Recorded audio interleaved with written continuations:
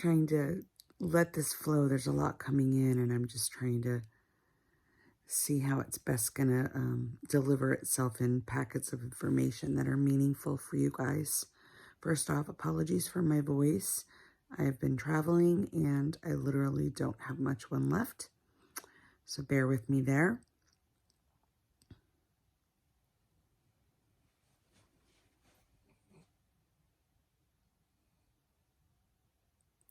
So many like to try and understand manifesting.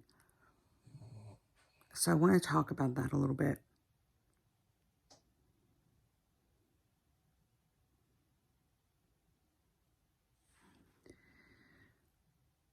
Manifestation is not anything the mind can conceive it to be.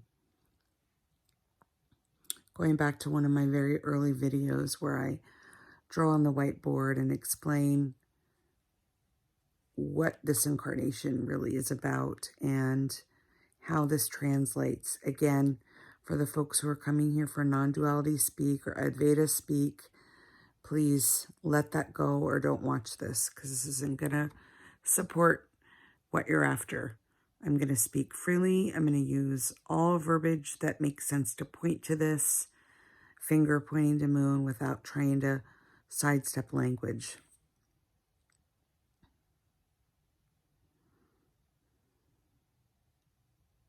If you go back to that initial video where I draw on the whiteboard 8-9 years ago, one of my first videos,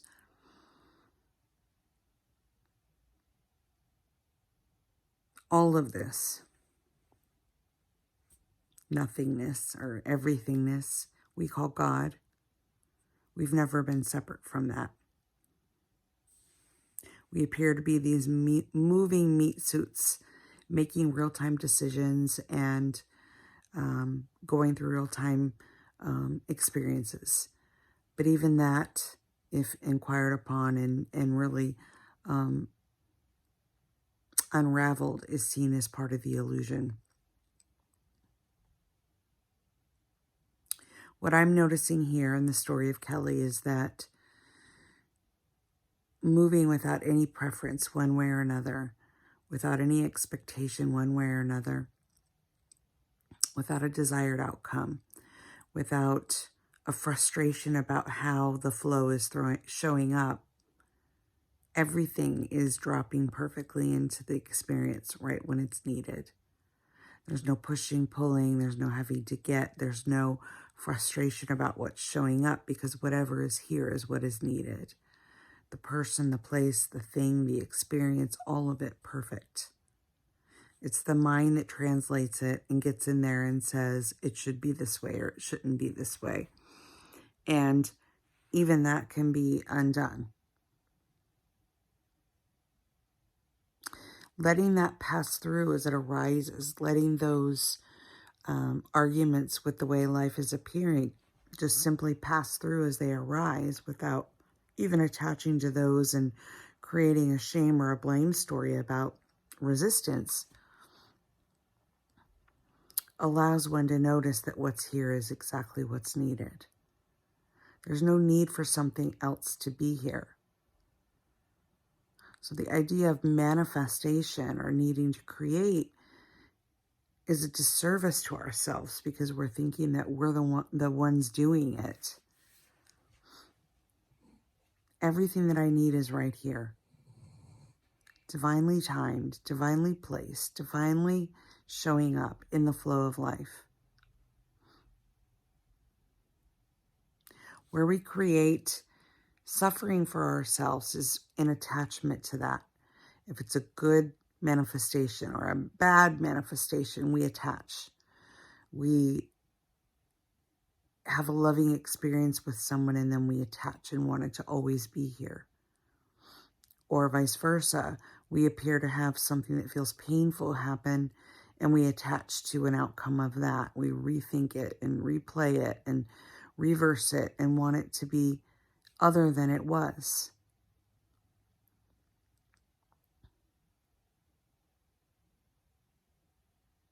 What more is needed in this moment that's showing up exactly as it is all mind minding. It's mind thinkings that this moment should be different. I want to skip into a future that seems to be opportunity for better, or I want to skip back into and revert to a past that seems to be better, or I want to revisit something, or I want to repeat something, or I want to go redo something.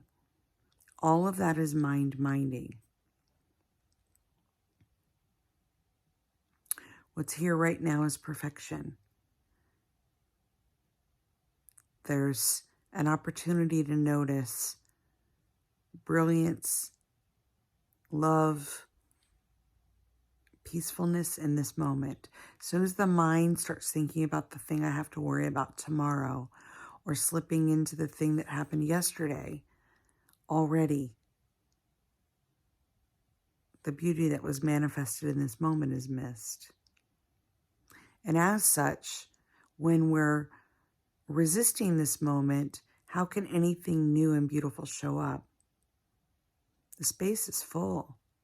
The energy's full.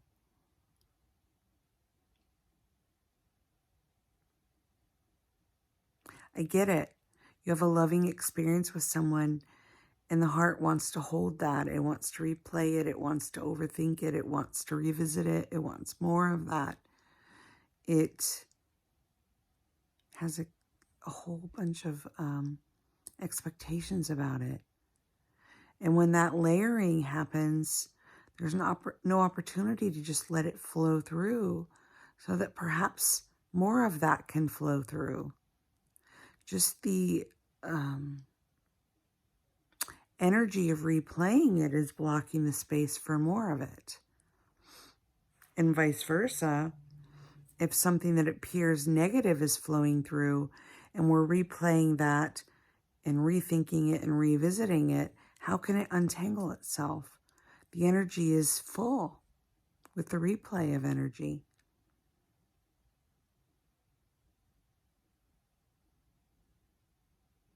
I don't want to complicate this. I don't want to go on and on about this. I want to leave this as simply as I can, because it really is that simple. It is that subtle.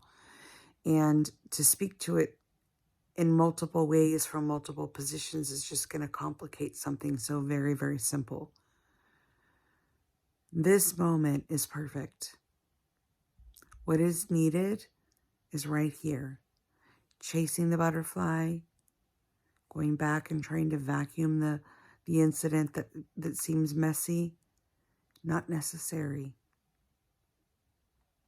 I've had so many beautiful experiences of just watching my day flow, of happening to be in the right place at the right time, and the right person shows up. And the universe just sends all of these magical stars and sparkles and says, look, look, look. But don't grasp it. Don't grasp a hold of it. Don't try to make it owned. Don't try to make it yours.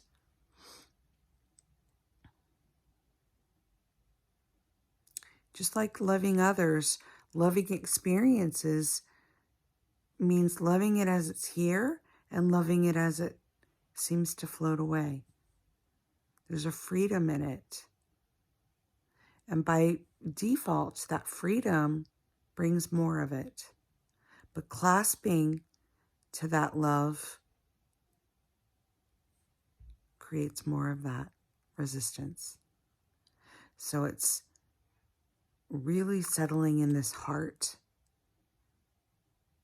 and allowing everything to just flow through without naming it good, bad, right, wrong, necessary, unnecessary, loving, unloving, trusting, surrender. It's all doing itself. Until next time, much love.